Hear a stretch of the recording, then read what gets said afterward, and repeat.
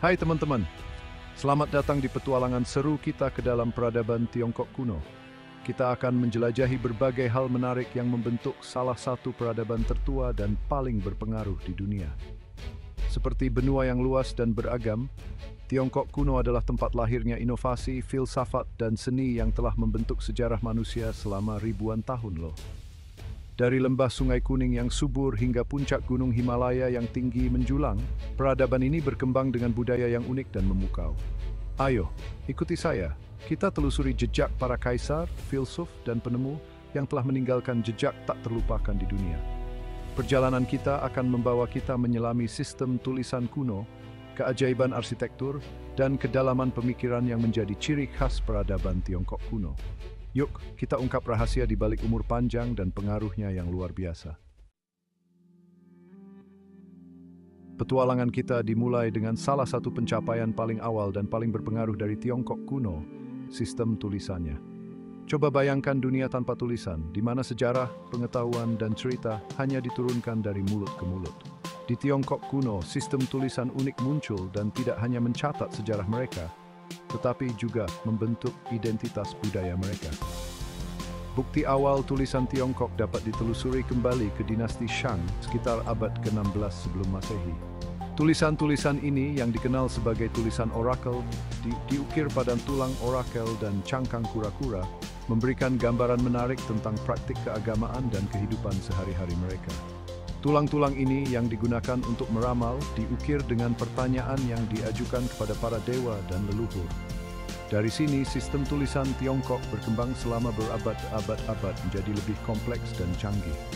Selama dinasti Zhou, karakter-karakter baru diperkenalkan dan sistem penulisan dibakukan, meletakkan dasar untuk tradisi sastra yang kaya. Berbeda dengan sistem fonetik yang digunakan di banyak bahasa lain, setiap karakter dalam tulisan Tiongkok mewakili kata atau morfem, menjadikannya sistem tulisan logografis. Keunikan sistem tulisan ini memiliki pengaruh besar bagi peradaban Tiongkok. Ini membantu menyatukan beragam budaya Tiongkok karena orang-orang dari berbagai wilayah dengan bahasa lisan yang berbeda dapat berkomunikasi secara tertulis menggunakan karakter yang sama. Lebih jauh lagi, penekanan pada tulisan dan kaligrafi menumbuhkan rasa hormat yang mendalam terhadap pengetahuan dan pembelajaran dalam masyarakat Tiongkok. Di awal sejarah Tiongkok, muncul 3 dinasti yang meletakkan dasar bagi kekaisaran yang luas dan berpengaruh, dinasti Xia, Shang, dan Zhou. Terselubung dalam legenda dan mitos, dinasti Xia tetap menjadi periode yang samar.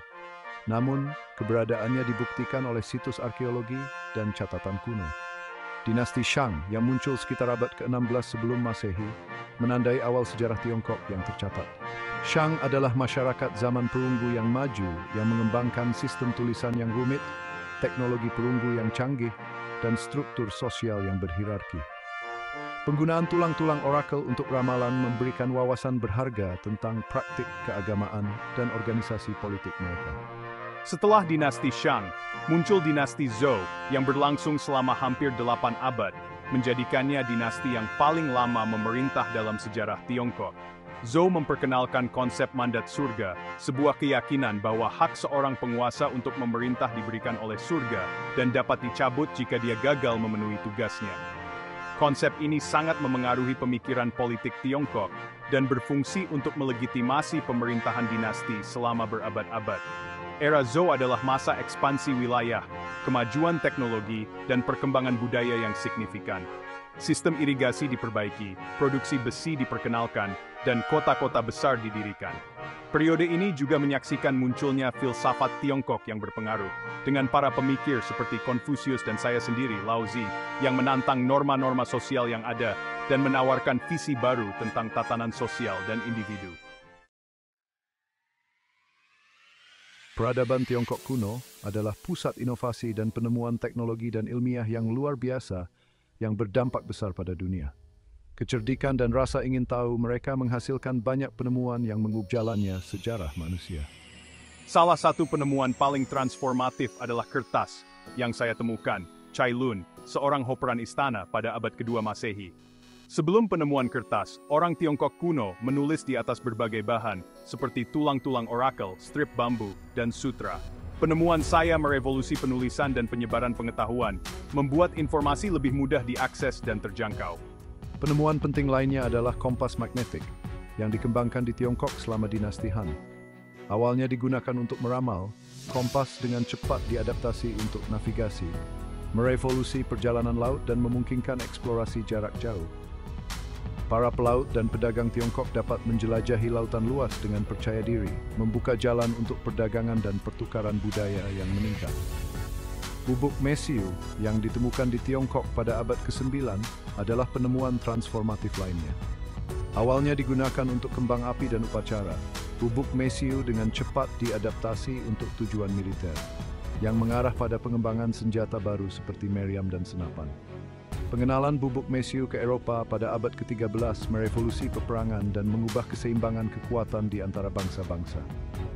Pencapaian teknologi dan ilmiah ini membuktikan kecerdikan dan semangat inovatif peradaban Tiongkok kuno. Penemuan-penemuan ini tidak hanya memajukan masyarakat Tiongkok sendiri, tetapi perlu ditunjuk.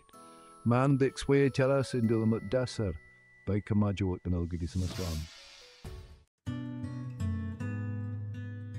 Peradaban Tiongkok kuno adalah tempat lahirnya tradisi filosofis dan keagamaan yang kaya dan beragam yang telah membentuk nilai-nilai moral dan spiritual masyarakat Tiongkok selama berabad-abad. Dari ajaran Konfusius hingga mistisisme Taoisme, aliran pemikiran ini menawarkan perspektif yang berbeda tentang tatanan sosial, perilaku moral, dan tempat manusia di alam semesta. Saya, Konfusius, yang hidup pada abad ke-6 SM, adalah salah satu filsuf paling berpengaruh dalam sejarah Tiongkok. Ajaran saya menekankan pada keharmonisan sosial, perilaku moral, dan penghormatan kepada yang lebih tua. Ajaran ini memiliki dampak yang mendalam pada masyarakat Tiongkok, membentuk sistem pendidikan, struktur keluarga, dan pemerintahan selama berabad-abad. Saya percaya bahwa masyarakat yang harmonis dapat dicapai melalui pendidikan, teladan yang baik, dan kepatuhan terhadap ritual dan tradisi. Taoisme, yang muncul pada waktu yang hampir bersamaan dengan Konfusianisme, menawarkan perspektif yang berbeda tentang dunia. Didirikan oleh Saya Laozi, seorang tokoh semi legendaris yang diyakini hidup pada abad ke-6 SM, Taoisme menekankan pada kehidupan yang harmonis dengan Tao, prinsip kosmik yang mendasari semua eksistensi. Kami Taois percaya pada kesederhanaan, spontanitas, dan pentingnya hidup selaras dengan alam. Selain Konfusianisme dan Taoisme, agama Buddha diperkenalkan ke Tiongkok dari India pada abad pertama Masehi dan mendapatkan banyak pengikut. Ajaran Buddha tentang penderitaan, ketidakkekalan, dan jalan menuju pencerahan beresonansi dengan orang-orang Tiongkok dari semua lapisan masyarakat, dan Buddhisme menjadi dibel dari lanskap keagamaan Tiongkok. Tradisi filosofis dan agama ini tidak berdiri sendiri, tetapi saling memengaruhi dan melengkapi dalam banyak hal. Bersama-sama, mereka memberikan kerangka kerja moral dan spiritual yang kaya, yang telah membentuk nilai-nilai dan kepercayaan masyarakat Tiongkok selama ribuan tahun. Menjulang tinggi melintasi pegunungan dan membentang melintasi dataran luas Tiongkok Utara, terdapat bukti nyata ambisi dan kecerdikan manusia tembok besar Tiongkok. Keajaiban arsitektur ini yang dibangun selama berabad-abad, berdiri sebagai bukti tekad para kaisar Tiongkok untuk melindungi perbatasan mereka dan mempertahankan cara hidup mereka. Pembangunan tembok besar dimulai pada abad ke-7 SM selama dinasti Zhou. Tetapi saya, Qin Shi Huang, kaisar pertama Tiongkok, yang menyatukan Tiongkok pada abad ke-3 SM, secara signifikan memperluas dan memperkuatnya. Termotivasi oleh keinginan untuk melindungi kerajaanku yang baru bersatu dari serangan suku-suku nomaden dari utara, saya memerintahkan pembangunan tembok-tembok yang luas untuk menghubungkan benteng-benteng yang ada dan menciptakan penghalang yang kuat. Pembangunan tembok besar merupakan upaya kolosal yang melibatkan jutaan pekerja, termasuk petani, tentara, dan narapidana. Tembok itu dibangun dengan menggunakan bahan-bahan yang tersedia di sekitar, seperti tanah yang dipadatkan, batu, dan batu bata, dan membentang ribuan kilometer melalui medan yang sulit. Tembok itu diselingi dengan menara pengawas, barak, dan pos-pos sinyal yang memungkinkan komunikasi dan pergerakan pasukan yang cepat di sepanjang strukturnya. Meskipun tujuan utamanya adalah sebagai struktur pertahanan, tembok besar Tiongkok juga berfungsi sebagai jalan raya, memfasilitasi perdagangan dan komunikasi di seluruh kekaisaran. Itu adalah simbol kekuatan dan persatuan kekaisaran yang menunjukkan kekuatan dan organisasi Kekaisaran Tiongkok. Saat ini, tembok besar Tiongkok berdiri sebagai bukti kecerdikan manusia dan pencapaian arsitektur yang luar biasa. Itu adalah tujuan wisata populer, menarik jutaan pengunjung dari seluruh dunia yang datang untuk mengagumi kemegahannya dan belajar tentang sejarahnya yang kaya. Sepanjang sejarah Tiongkok kuno, keluarga kerajaan memainkan peran penting dalam membentuk nasib kekaisaran. Dari para penguasa yang kejam hingga para reformis yang bijaksana, keputusan dan tindakan para kaisar ini memiliki dampak yang mendalam pada kehidupan rakyat mereka dan jalannya sejarah Tiongkok. Dinasti Qin, meskipun berumur pendek, memiliki dampak yang mendalam pada Tiongkok. Saya, Qin Shi Huang, Kaisar pertama Tiongkok, menyatukan 7 negara yang berperang dan meletakkan dasar bagi negara Tiongkok yang bersatu. Saya menerapkan reformasi hukum dan ekonomi yang luas, menstandarisasi sistem berat dan ukuran, dan membangun sistem jalan yang luas. Namun, pemerintahanku juga ditandai dengan pemerintahan otoriter dan penindasan brutal, yang mengarah pada pemberontakan rakyat setelah kematianku. Setelah dinasti Qin, dinasti Han muncul yang memerintah selama lebih dari 4 abad dan dianggap sebagai zaman keemasan dalam sejarah Tiongkok. Kaisar Han mendirikan pemerintahan pusat yang kuat, mempromosikan Konfusianisme sebagai ideologi negara, dan memperluas wilayah kekaisaran melalui kampanye militer. Periode Han menyaksikan kemajuan yang signifikan dalam sastra, seni, dan teknologi, dan perdagangan berkembang di sepanjang jalur sutra. Dinasti-dinasti berikutnya, seperti dinasti Tang dan Song, juga menyaksikan bagian mereka dari para penguasa yang berpengaruh. Kaisar Tang Taizong dianggap sebagai salah satu penguasa terbesar Tiongkok, yang pemerintahannya ditandai dengan stabilitas politik, pertumbuhan ekonomi, dan kemakmuran budaya. Dinasti Song, yang dikenal dengan kemajuan teknologinya, menyaksikan perkembangan percetakan, bubuk mesiu, dan kompas, penemuan-penemuan yang akan memiliki dampak yang mendalam pada dunia. Pengaruh keluarga kerajaan dalam sejarah Tiongkok kuno tidak dapat disangkal. Baik mereka adalah tiran atau orang-orang bijaksana, keputusan dan tindakan kaisar ini membentuk nasib kekaisaran dan meninggalkan jejak mereka pada permadani sejarah Tiongkok.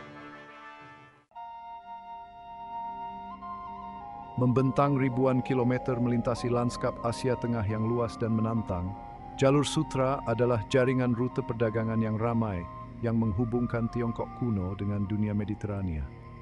Lebih dari sekadar rute perdagangan, jalur sutra menjadi saluran pertukaran budaya, ide, dan barang, membentuk peradaban yang dilaluinya.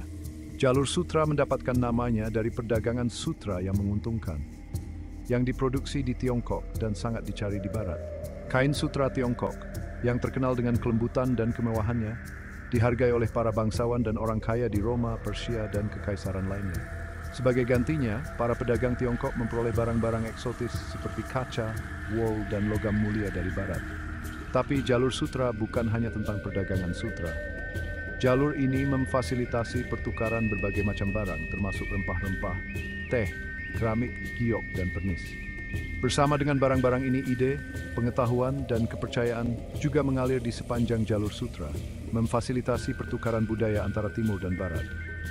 Agama Buddha yang berasal dari India menyebar ke Tiongkok melalui jalur sutra, di mana agama ini dianut oleh para pedagang dan biarawan. Pengaruh Tiongkok dapat dilihat dalam seni, arsitektur, dan masakan di sepanjang jalur sutra, sementara ide-ide dan teknologi barat menemukan jalan mereka ke Tiongkok. Jalur sutra memainkan peran penting dalam membentuk peradaban Tiongkok kuno, menghubungkannya dengan dunia yang lebih luas dan memfasilitasi pertukaran budaya dan ekonomi. Jalur ini adalah bukti kekuatan perdagangan dan interkoneksi manusia, serta warisan bentuk dunia kita saat ini.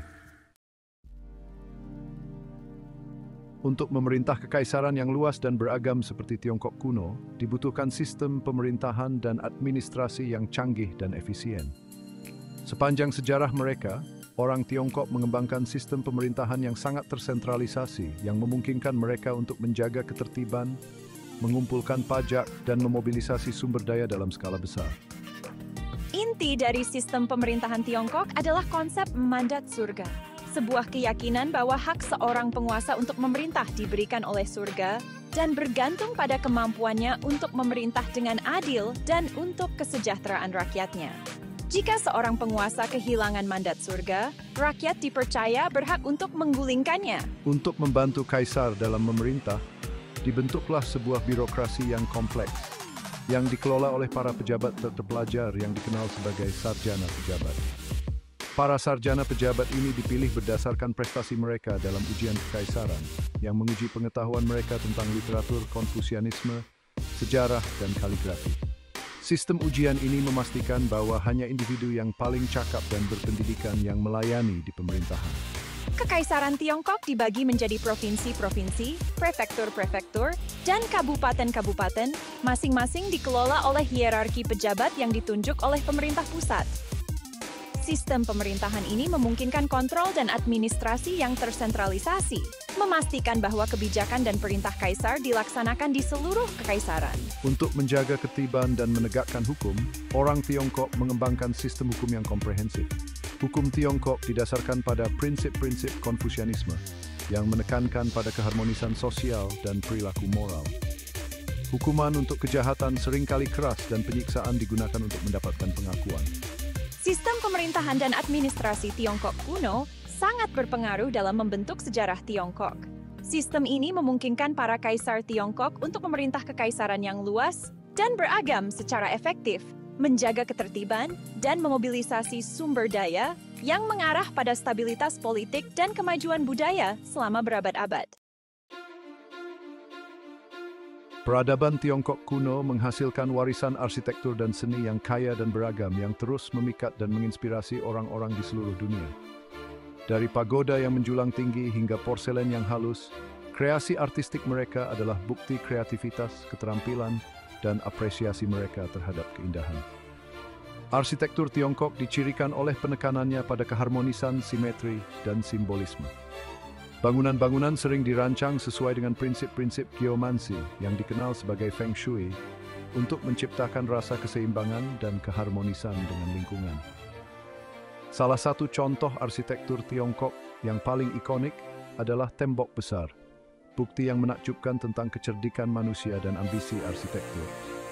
Keajaiban kuno ini yang membentang ribuan kilometer melintasi medan yang sulit adalah bukti tekad para kaisar Tiongkok untuk melindungi perbatasan mereka.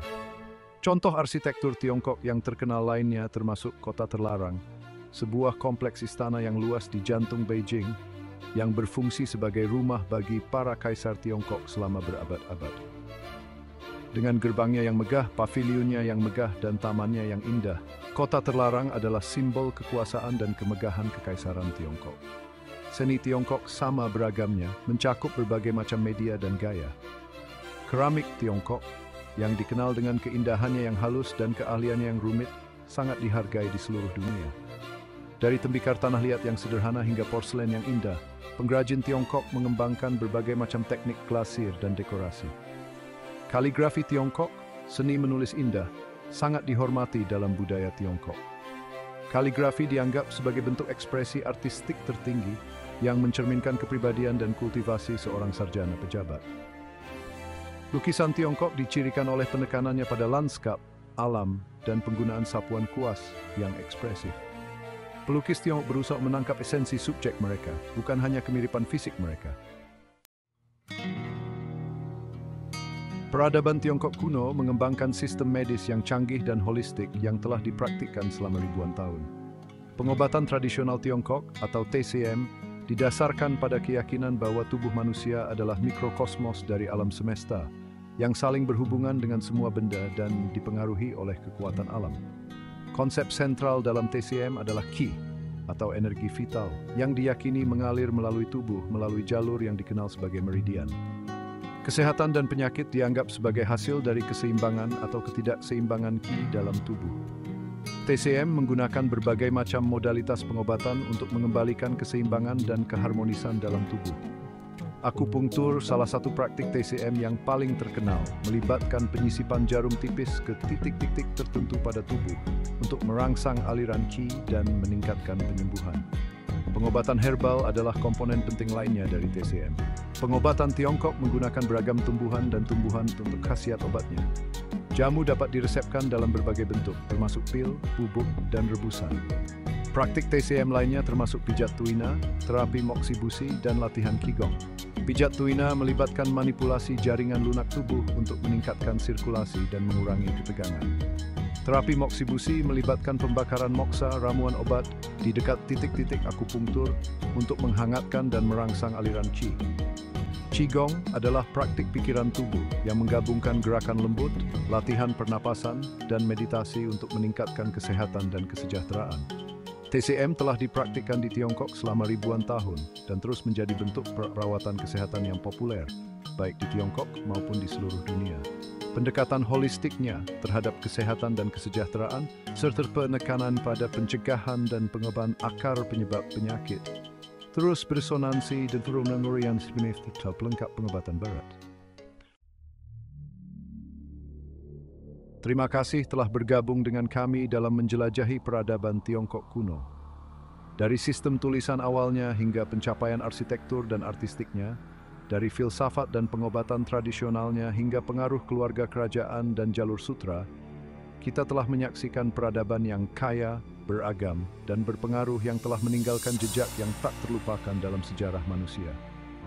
Semoga perjalanan ini memperkaya pemahaman kita tentang sejarah dan warisan budaya yang luar biasa ini.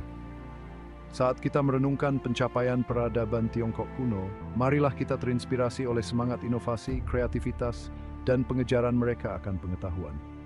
Dan semoga kita terus menghargai warisan abadi mereka yang terus membentuk dunia kita saat ini dalam banyak hal.